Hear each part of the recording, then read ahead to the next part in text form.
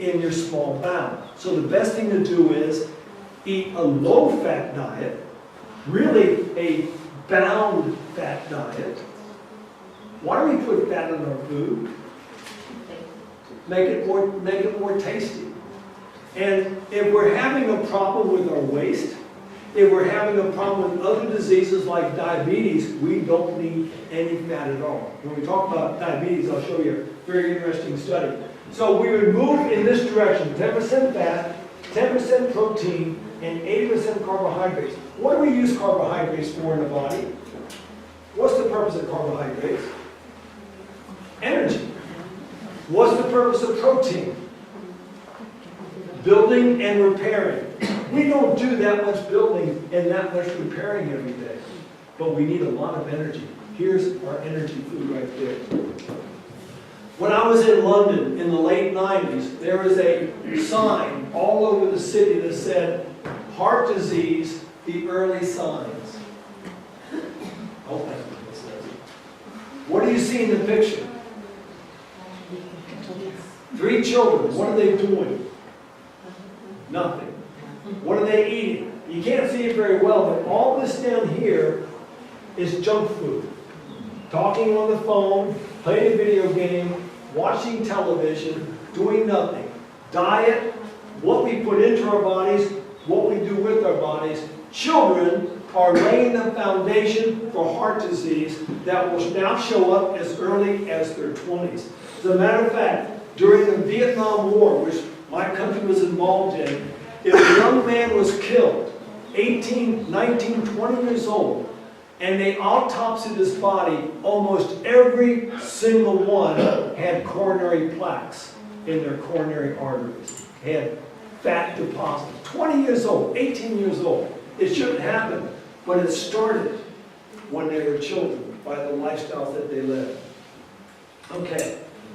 Heart disease is affected by 5 things. Now, one of them we're going to expand on because it's a major problem. But if we can look at these 5 things that's going to affect our hearts and learn to avoid these problems, you've avoided your appointment with heart disease.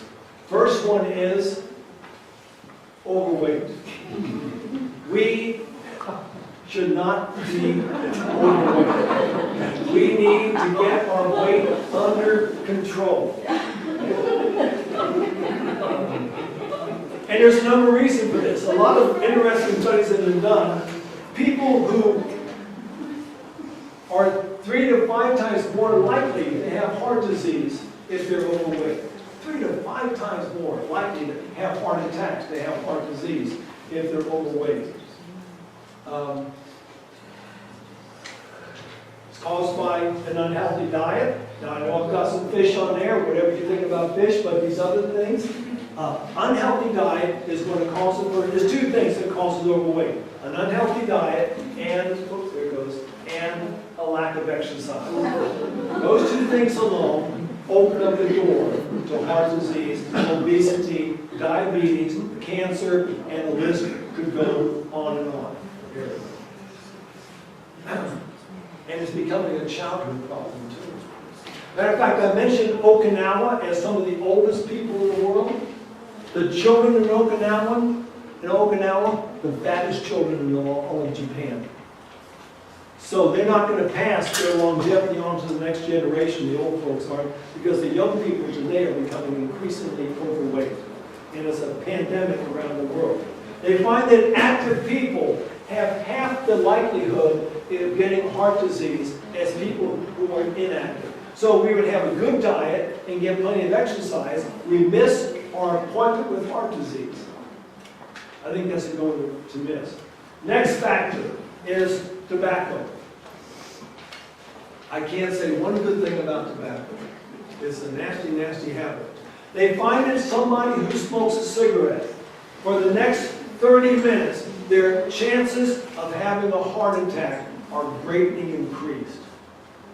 Why would that be? Because when you smoke a cigarette, the nicotine paralyzes your arteries. When you feel your pulse, you are feeling a bolus of blood. Your heart beats and it sends out balls of blood. You're feeling that blood pass by there. Because the inside of your arteries, there are muscle walls. Nicotine paralyzes that muscle. So now the heart has to pump even harder to get that blood to go through there. Look, there it goes. Yeah. It paralyzes your vascular system, so your heart has to work harder, which is going to lead to more heart attacks. The third thing that affects heart disease is high blood pressure. This is a major one. In America, we've got another name for high blood pressure. We call it the silent killer. Why do we call it the silent killer? Because you don't know you have it. The only way you know you have high blood pressure is to have your blood pressure taken. You can't feel it, you can't taste it, you can't smell it, it's just in your body. But when you have it, it's bad news. So what is blood pressure in the first place? When you take your blood pressure, when your heart beats, when it squeezes, it will raise mercury in a cylinder to show how much pressure is being exerted on that blood flow. That's your top number. When your heart relaxes, the mercury goes down, and that's your low number. Now, here's a question. What is good blood pressure? Is 140 over 90 good blood pressure? No. I agree. How about 120 over 80? What's that? Yeah. Okay. What do people normally call 120 over 80? They usually call that normal. They also call it low if their blood pressure is high. But people call that normal. Here's the question for you. Where do they get the idea that that is normal? How do they find out what's normal? How do they find out what is normal cholesterol? How do they find out what is normal glucose? How do they find out anything that's supposed to be normal?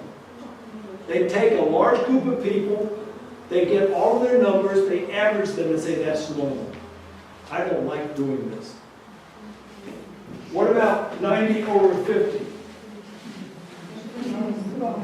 Well, that's my blood pressure normal. Now, there is a thing called low blood pressure.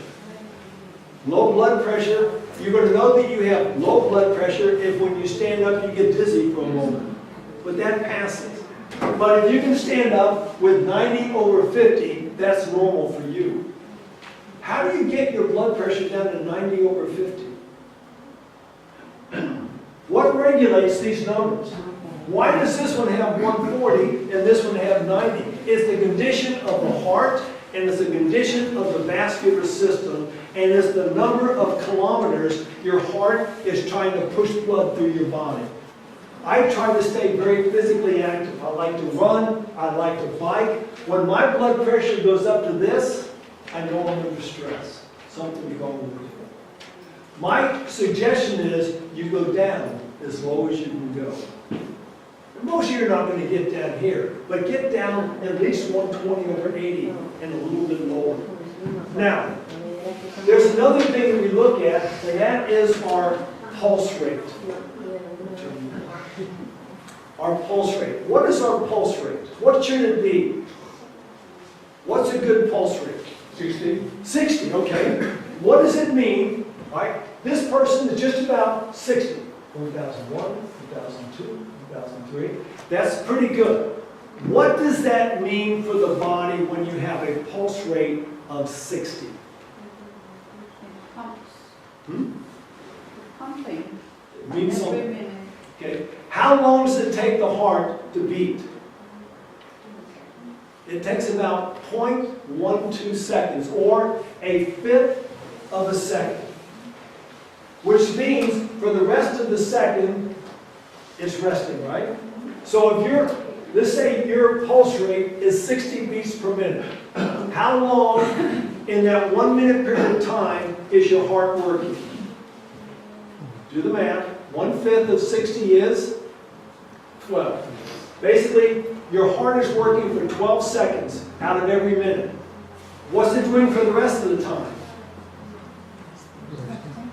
It's resting. 48 seconds is laid back and resting. And your heart likes that. But if your heart rate is 100, and I suspect that many of your heart rates are between 80 and 100, that means your heart is working for 20 seconds every minute and only resting for 40 seconds every minute. So the lower our pulse rate, the more our heart is resting. Your pulse rate is an indication of how strong your heart is and how clear your vascular system is. Does anyone know of an athlete, I know he fell from grace, but an athlete by the name of Lance Armstrong? Anyone ever hear of him? Yeah. Okay, what did he do?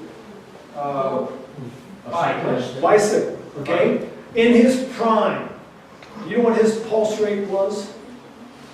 32. 32. That means his heart beat 32 times a minute. That's amazing to me. His heart was strong. His vascular system was clean. How did you get there already? They did a study on heart disease. In the period of this study, people whose systolic, their high number, was below 120, 11 of them died.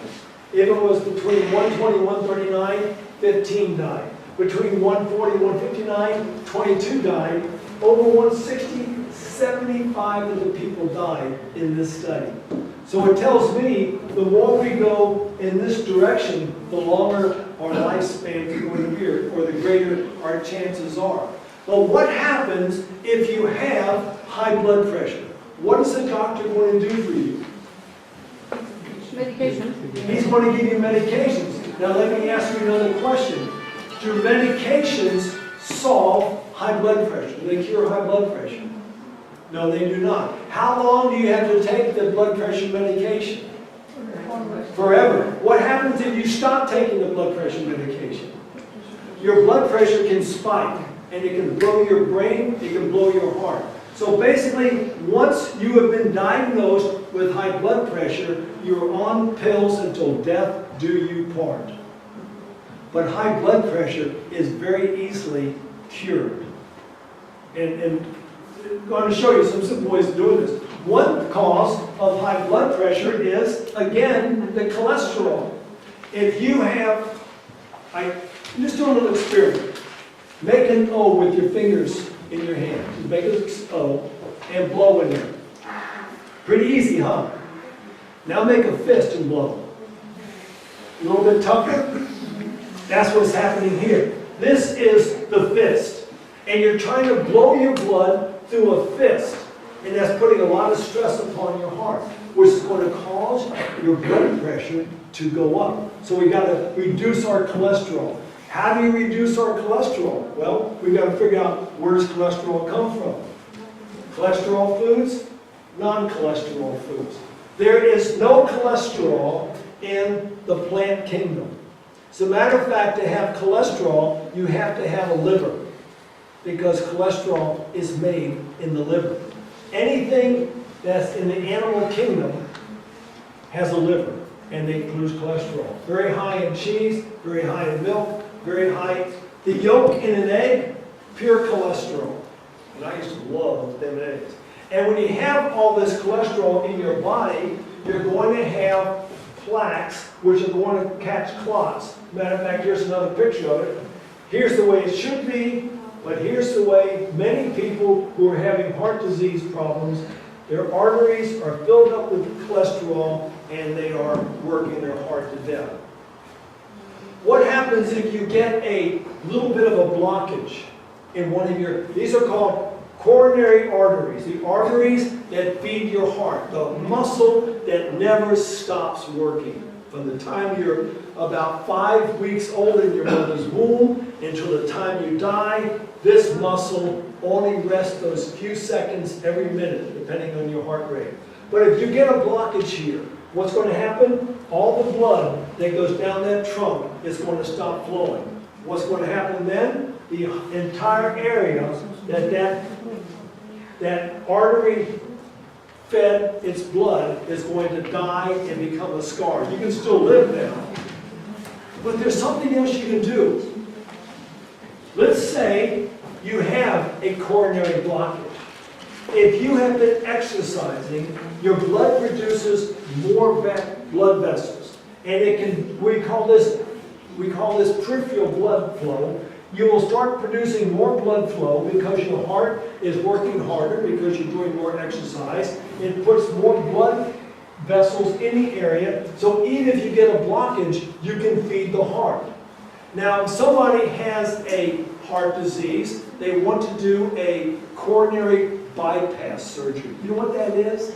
They take a vein out of your leg, they sew it in here, and then they put it in down here and bypass the place where there is a blockage. But what's the main problem with this picture? They put a vein in, not an artery. And a vein doesn't work like an artery. And it's not going to work as well. And it's usually only good for 5 years, and you have to have it done again. My thoughts are, if you have heart disease, do like Nathan Pritikin, get on a good lifestyle, and it will reverse itself.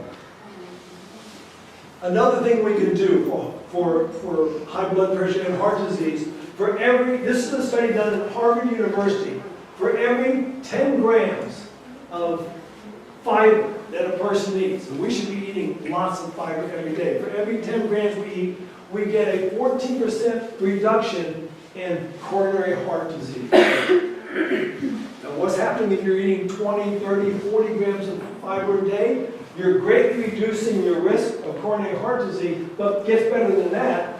Same every 10 grams, Harvard University there, we get a 27% reduction in coronary artery disease deaths. 27% less heart attacks just by eating fiber. Where do we find fiber?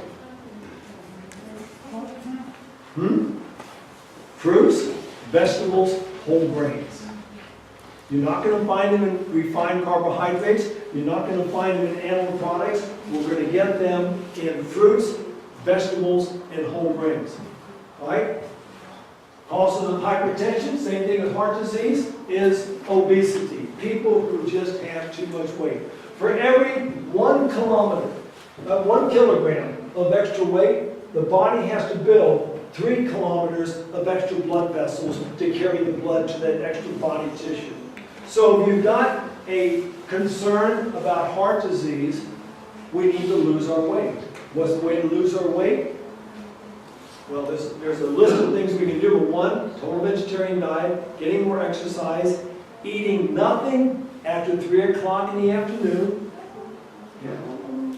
Eat the 2-meal plan. And I'll show you some of the benefits of a 2-meal plan in another lecture. For every 4.5 kilograms of weight loss, we can reduce blood pressure by nothing else. No medication, anything. Just losing 4.5 kilograms, we can normalize our blood pressure normally. Pretty nice thing we can do. Okay. Another thing that causes high blood pressure is too much salt in the diet. We get about 25% of our salt in our diet that we add at the table. I do not own a salt shaker. Salt is an acquired taste. I do not like to put a lot of salt on my food, unless it's an avocado. We get most of our salt from processed foods. If it comes in a bag, if it comes in a box, it's going to become high sodium food. When I travel in other parts of the world, like this group of people I met one Sabbath down in the country of Zambia, no high blood pressure in the whole group of people. They just don't have this stuff because they don't live the lifestyle of a Westerner. Go to Japan, who have very high sodium foods. 1/2 of the adults have high blood pressure in Japan. 1/2 of them. If you go up to northern Japan, where you've got, well, let me look at America first. Americans eat about 2 teaspoons of salt every single day. How much do we need? About 1/4 or 1/5 of a teaspoon of salt. About 1/2 gram of salt is all the salt that we need in the day. If you eat more salt, you're going to have more high blood pressure problems. In northern Japan, where they do a lot of farming and they also do a lot of preserving food with salt, They take about 30 grams of salt a day. They have 60% of the adults in northern Japan with high blood pressure. We're going to find a lot of salt in bread, in dairy products, in juices. As a matter of fact, dairy products. A cow produces milk. How much sodium is in cow's milk? About 1,500 milligrams of sodium per deciliter of cow's milk. What was a cow's milk made for? For the baby cow. Now, how about the human? How much sodium is in human milk? 350 milligrams per deciliter. So apparently, we need far less sodium than the cow does. But this tells me if you're drinking cow's milk or eating anything from a cow, you are getting a high sodium diet. Now, when I was a child, I lived on a farm. And out in the fields, there was a block, this white block in the corner of the field. My sisters and I loved it. We'd go out there and we would do just like this kid. We would lick that thing. We thought it was great that our parents put that delicious tasting salt block out in the field. We didn't realize it wasn't for us. It was for the cow. The cows are the ones that need that much salt. It's bad for us. We do not need those things. Hypertension, we've already talked about heart disease. Tobacco will raise hypertension. And you don't have to be smoking. If you are getting secondhand smoke, you are getting high blood pressure and is destroying your heart. Alcohol raises your blood pressure. I can't tell you anything good about alcohol. But also, besides alcohol, caffeine will raise your blood pressure. Driving me crazy.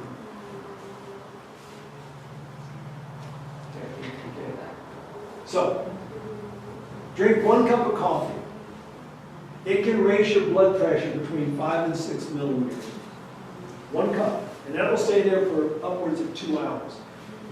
You say, well, that's not a very big deal. Here's what science will tell us. If we can lower our blood pressure by just 3 millimeters, I remember coffee races at 5 to 6. If we can lower 3 millimeters, we can reduce strokes by 11%. Wow.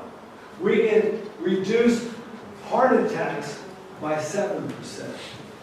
And we can reduce all causes of death by 3%, just lowering our blood pressure 3 millimeters.